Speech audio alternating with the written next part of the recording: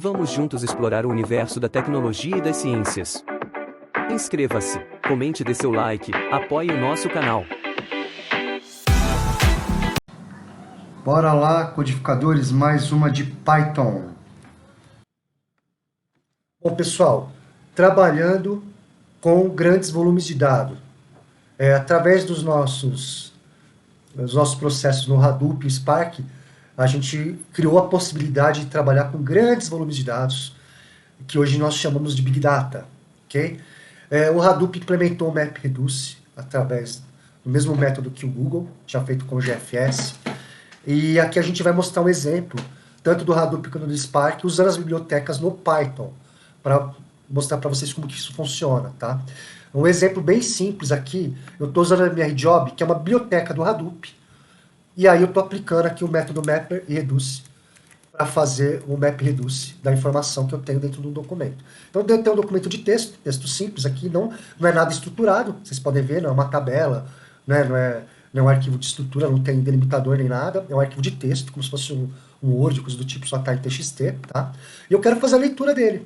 Eu quero identificar um exemplo, quantidade de palavras, coisa do tipo. Então, assim, esse script, ele vai fazer uma contagem de palavras usando o MRJob, que é uma biblioteca do Hadoop, tá? O método mapper, ele vai dividir essas linhas em palavras, vai fazer um split das linhas, né, para gerar as palavras. O split, ele vai identificar que os espaços entre cada palavra, né, entre cada palavra dentro da linha, identifica a palavra, ok? E em seguida, ele vai emitir a palavra como valor. Que ele vai, aí o que acontece? Para cada palavra que ele achar, ele vai dar um valor de 1, tá? Então ele está criando uma chave e um valor. E no método reduce, o que ele vai fazer? Ele vai fazer a redução dizendo o seguinte, ó, aquela palavra aparece 12 vezes, ele vai aparecer uma vez só, com a minha chave vai ser igual a 12.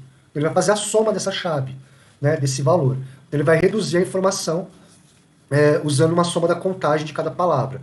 E o MapReduce, assim, transformando o arquivo, gerando um streaming de saída, num arquivo temporário, né, com esse mapeamento e essa redução, criando uma chave-valor no documento. Isso ele pode fazer para vários documentos dentro de uma pasta, ou dentro do servidor, coisa do tipo. Vai depender de como a gente vai fazer a chamada. Então aqui no caso, eu vou fazer o exemplo desse arquivo, tá?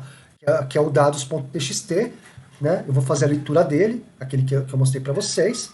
Só para vocês terem uma ideia, então ele vai pegar cada palavra e vai atribuir um valor para ela, que é um total da quantidade que ela aparece. Ele criou um diretório temporário, gerou um arquivo temporário do Hadoop e depois removeu ele na minha pasta temp local. Estou trabalhando no local, não estou trabalhando com cluster, né? Então eu não vou conseguir fazer essa distribuição, mas eu vou mostrar para vocês também como que poderia fazer. Então ele disse assim, ó, a palavra 1 aparece 4, a 1 aparece 12 e assim por diante. Cada palavra que tiver dentro do meu contexto, ele vai ler. Vamos supor que eu não quero ter palavra a palavra, eu quero ter um resumo, tá? De linhas, caracteres e palavras dentro do meu arquivo. Né? O delimitador é espaço, não é ponto e vírgula. Então eu posso ler também da mesma forma, aqui no meu terminal, executando o mesmo código depois da mudança. Então ele vai estar criando a temporária novamente, um arquivo temporário, e fazendo a leitura. Então ele me retornou aqui, ó, a quantidade de caracteres, linhas e palavras dentro do meu documento, tá? Ah, mas eu quero trabalhar com mais de um documento. A gente pode trabalhar com mais de um documento também. Um exemplo, eu tenho uma pasta aqui, eu tenho dois arquivos, um CSV e um TXT, eles são idênticos, têm a mesma informação dentro, separados por ponto e vírgula, delimitados por ponto e vírgula. Isso define cada palavra, né, não espaço. Então ele já tem uma certa estrutura, mas assim eu consigo trabalhar. Então é só eu colocar aqui o delimitador como ponto e vírgula e falar para ele que eu quero ler a pasta de dados, o servidor, e não o dado em si. Como já está na minha raiz, eu só vou dizer qual é a pasta que eu quero que ele leia. Ele vai ler a pasta e aqui vai me dar o resumo, né, da quantidade. Tá vendo? Ele criou um streaming de saída na minha temporária e aqui ele está dizendo o seguinte, ó, os dois arquivos contêm juntos 48 palavras, 24 linhas, 206 caracteres. Então, se a gente abrir um deles, como eles são iguais, a gente vai ver que tem 12 linhas, ó. Só que, como ele está dentro dos dois, ele sumarizou 24, tá? E se eu quiser fazer a leitura das palavras dentro dos dois documentos, eu posso fazer também por palavra. Okay? Então, assim, eu posso ter muitos documentos aqui dentro e fazer a leitura de todo o contexto. Aqui, no caso, a gente está fazendo a leitura da palavra, das palavras, né? Mas eu posso fazer uma leitura de todo o contexto, não só de palavras, caracteres, linhas, assim por diante. Então ele vai me gerar um monte de informação, né, aqui no caso. Ele está dizendo para mim o seguinte, ó, ele identificou isso como uma única palavra. Por quê? Nós não colocamos que o delimitador, o split dele é ponto e vírgula. Ele está dizendo que tem duas vezes, tem uma em cada arquivo. Então vamos colocar aqui o delimitador e vamos rodar de novo. Vocês vão ver que ele vai separar aqui e vai identificar que são duas palavras, que o delimitador dele é ponto e vírgula.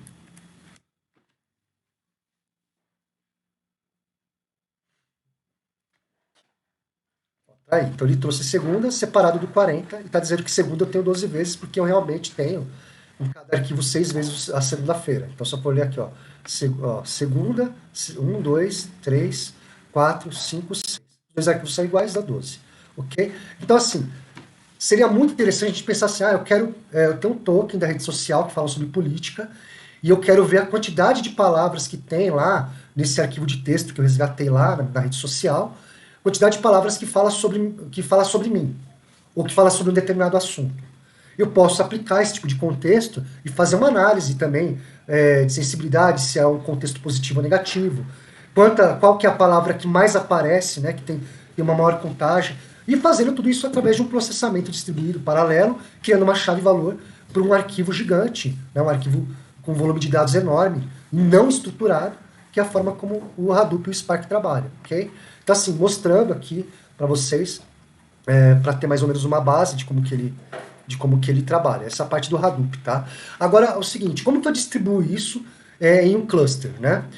Bom, para definir cluster a ser utilizado, como eu estou local, eu não defini, porque eu só estou usando meu único processador local. Mas, normalmente, ele utiliza um arquivo de configuração chamado Hadoop Site XML, que é o que a gente tem aqui, ó. Tá? Tem um exemplo do arquivo aqui também que eu vou mostrar para vocês, e que contém informações sobre o cluster, quais os nó mestres, os nós escravos, né? Ele usa essa configuração para distribuir o processamento entre os nós do cluster. E o arquivo de configuração ele é criado manualmente pelo administrador do cluster ou pelo usuário de configuração do ambiente Hadoop. Tá? Então, assim, ele tem uma série de parâmetros. Então, aqui a configuração do nó mestre, aí ele está dando alguns parâmetros como nome e valor, aí aqui o nó escravo, as configurações do nó escravo, nome e valor, as configurações de porta de comunicação, IP e porta, né, de comunicação, aqui a memória que vai ser alocada para o nó mestre, para o nó escravo. Então todas essas configurações são atribuídas e aí ele consegue fazer todo esse processamento, né, com a biblioteca, os comandos do Hadoop, de uma forma distribuída, né, uma forma paralela entre os nós dos clusters, do cluster ou dos clusters. Tá? Então aqui explicando um pouquinho de cada contexto, o que ele define, né? Ele deu ali um exemplo para definir endereço IP, uma porta de comunicação, né, opção de quantidade de memória para o nó mestre e o nó escravo e assim por diante. Então essa configuração a gente faz manualmente para usar os nós do cluster. Então a gente consegue distribuir todo esse processamento em cluster, fazendo com que ele seja muito mais rápido, trabalhe com um enorme volume de dados. E o Hadoop trabalhando dessa forma com dados não estruturados. Okay? Aí, mais para frente, depois de 2005, surgiu em 2009 o Spark. Qual que é a diferença do Spark para o Hadoop? Que o Hadoop ele trabalha com leitura e gravação constante em disco, né, usando o MapReduce, além de outras transformações e ações. Né? O Map a gente chama de transformação e o Reduce a gente chama de ação, porque ele faz uma soma, criando chave-valor. E o Spark, ele começou a fazer toda a transformação, o trabalho dele é fazer a transformação toda em memória. Ele só executa quando tem uma ação. E assim, existem comandos de ação e comandos de transformação. Mas ele trabalha praticamente da mesma forma que o Hadoop, somente levando em conta essa consideração de que um processo em memória é muito mais rápido e que o outro processo faz em disco. Tá? Então assim, falando aí do Spark, né, o mesmo word count para o Spark, qual que é a biblioteca que a gente trabalha com o Spark? É o PySpark, tá? E como que a gente faz para aplicar o mesmo contexto de contagem de palavras? A gente abre uma seção do Spark, faz a leitura do arquivo, aqui a gente fez a chamada com o comando Python, né? Vocês tinham visto, mas aqui a gente já pode fazer a leitura diretamente, tá? Aí aqui ele faz o quê? Ele usa o RDD dele, que é um comando que faz esse processamento em paralelo, né? Esse processamento em memória, através dos RDDs, usando uma transformação que é o flat map para explicar o dado, e aqui ele usa uma outra transformação de map da palavra, né, aplicando um a cada palavra, e a ação de reduce para fazer a soma da palavra. E aqui ele imprime para a gente. Então, assim, uma forma bem mais simples também, bem simples. Ele fez a mesma coisa que o Hadoop, só que a diferença é que ele está processando a transformação em memória. Né? Que são o comando flatmap, map, é um tipo de comando de transformação. Reduce, como ele faz aqui, uma soma é uma ação. Então aí ele vai gravar. E o RDD, que é o ponto principal dele, que é a forma como ele trabalha o processamento em memória. Tá? Bom, aí falando de transformações e ações no Spark, para vocês entenderem quando que ele executa em memória, ou quando ele vai né, fazer exatamente a gravação em disco, nesse script a gente criou uma seção de Spark e criamos um RDD a partir de uma lista, tá? Através do comando paralelize. E aplicamos várias transformações e ações, tá? Um exemplo aqui é o da transformação map. Tá? Ele vai elevar ao quadrado cada elemento do RDD usando uma função lambda. Aí a gente tem uma outra transformação que é de filtragem, aqui embaixo. Então ele usa a função filter, né, para transformação, já usou a map, onde ele vai identificar, vai filtrar o RDD para manter apenas os números pares, usando também uma função lambda. E aqui embaixo ele vai aplicar a ação, a collect, que recupera todos os elementos do RDD e os retorna como uma lista, tá? Através do nosso print. Então aqui ele executa a ação. E aqui a transformação. Lembrando que a transformação é em memória, e aí ele só vai executar realmente quando tiver uma ação. Tá? Então observe que este é apenas um exemplo simples que demonstra algumas transformações e ações. A gente pode aplicar outras transformações e ações a conjunto de dados mais complexos, executar operações como agregação, junção e muito mais. Tá? Agora falando um pouquinho do data frame, dataset, é recomendado hoje não trabalhar com RDD, e sim com data frames e datasets. Tá? Aqui, da mesma forma, é mais recomendado hoje em dia trabalhar com data frames ou datasets ao invés de RDD. Então, assim, explicando um pouquinho como que a gente faria essa transformação em um dataset. Então, vou comentar a parte de RDD e vou descomentar aqui a parte de data frame. Tá? Então, a gente vai jogar o que? A informação. Né? Aqui nesse script a gente criou um data frame a partir da lista de números usados usando o Spark Create Data Frame método. E especificamos o nome da coluna como número, né? Que é o que a gente especificou aqui, number. Tá? E usando o toDef como método. Okay? E aí a gente vai fazer um squad aqui do data frame, white column. Okay? Então assim, a gente vai usar em seguida para aplicar a transformação do data frame, o white column, que cria uma nova coluna chamada número quadrado, ao elevar o quadrado à coluna número. Tá? Então ele vai executar essa função no data frame. E uma outra transformação, a mesma, só que para filtro, né? A mesma que a gente fez para o RDD, que ele vai fazer aqui, onde ele vai filtrar o data frame para manter somente os números pares. Ok? Só que usando o data frame. E por fim, ele vai executar a ação, que é o collect, né? Onde nós coletamos os números ao quadrado e os pares do data frame, e usando o collect, a ação e imprimimos o resultado. Então, assim, uma forma simples de mudar para um data frame, tá? Por fim, né, depois que a gente coletou esse dado, normalmente a gente imprime ele através de uma contagem de linhas, tá? Dessa forma e não dessa forma. Aí ele vai percorrer cada linha dentro do square number e event number, tá? Mas é só a parte de imprimir o dado. Bom, o uso de data frame, ele fornece uma abordagem mais estruturada e semelhante à SQL. Por isso que ela é recomendada. Então, para trabalhar com dados no Spark, oferecer uma abstração de nível superior em comparação com o trabalho direto com os RDDs. Então, a gente acaba tendo uma abstração de nível superior, porque a gente vai estar dando uma informação um pouco mais estruturada aos dados, usando o data frame do que o RDD. Tá? Por isso que se recomenda trabalhar com data frames e datasets quando for trabalhar com processamento Spark. E da mesma forma que o nosso Hadoop tem um arquivo de configuração para trabalhar com os clusters, distribuir isso em memória entre os nós do cluster, a gente também tem isso no Spark, tá? E no Spark, esse arquivo, ele se chama normalmente sparkdefaults.conf, tá? Esse arquivo normalmente é criado no diretório de configuração de instalação do Spark.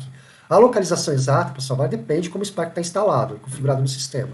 Mas geralmente é encontrado no arquivo de configuração da instalação.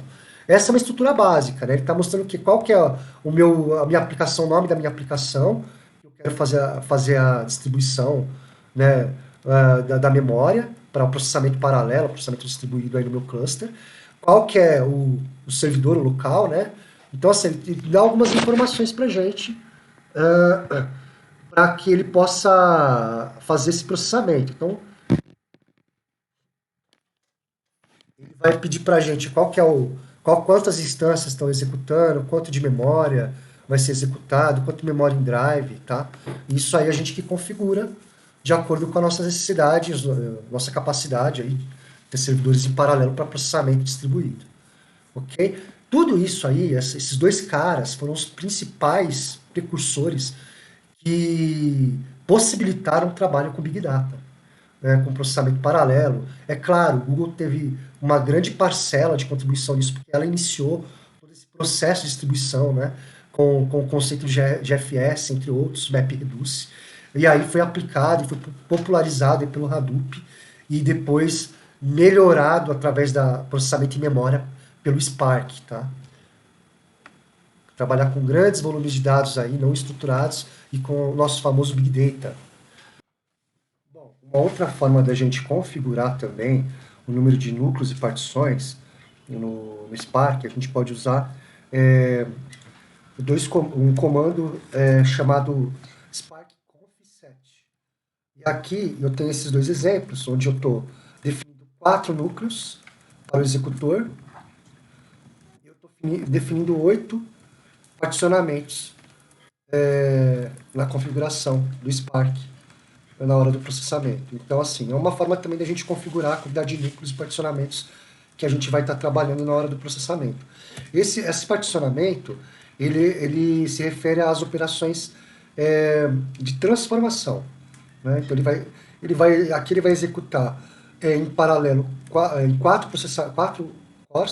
processadores, né? Vai executar as tarefas em paralelo, mandar a execução para o executor em paralelo em 4 núcleos, e aqui ele vai particionar em 8 as tarefas de transformação. Então essa também é uma forma da gente configurar no Spark as definições de